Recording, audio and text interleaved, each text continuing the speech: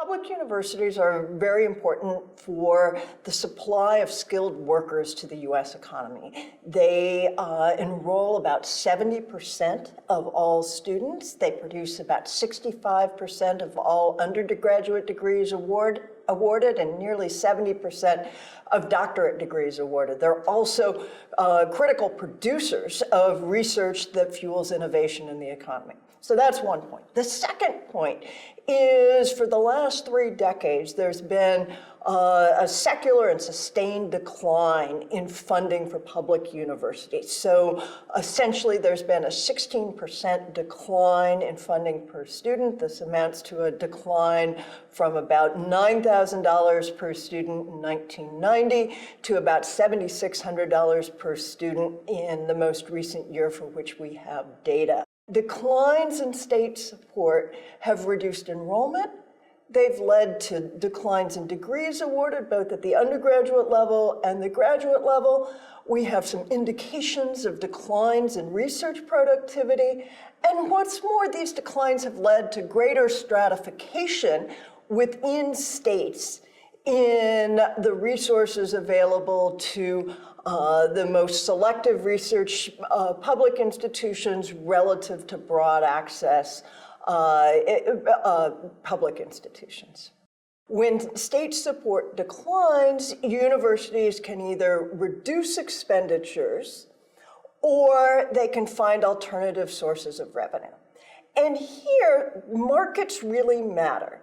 Universities differ between those, like the most selective research universities, say the University of Michigan, which compete in very national markets, versus less selective, more locally serving colleges and universities that have more regional markets. There are essentially 3 channels through which you can change revenues.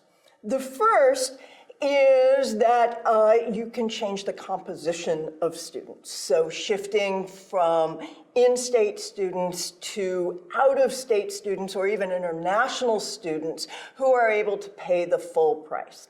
The second mechanism is that institutions can increase the tuition they charge. Now, it turns out that really because out-of-state tuition is governed by a national market, the only place they can raise tuition is for in-state students. It turns out that both the very research-intensive institutions and the less research-intensive institutions hit that margin.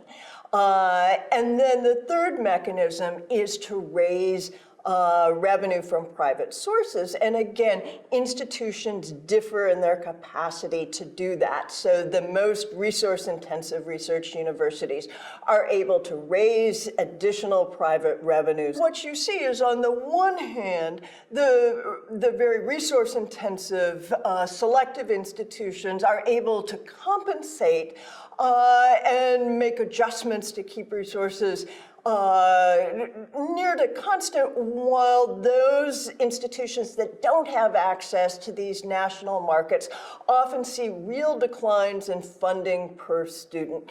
And those declines are felt in terms of instructional support, essentially faculty per student, and academic support services. It turns out that with declines in state appropriations, it is often the case that low-income students find that they've been protected at the selective institutions, but actually find that broad access institutions become much less affordable. And those broad access institutions become much less affordable for not just low-income students, but also moderate-income students.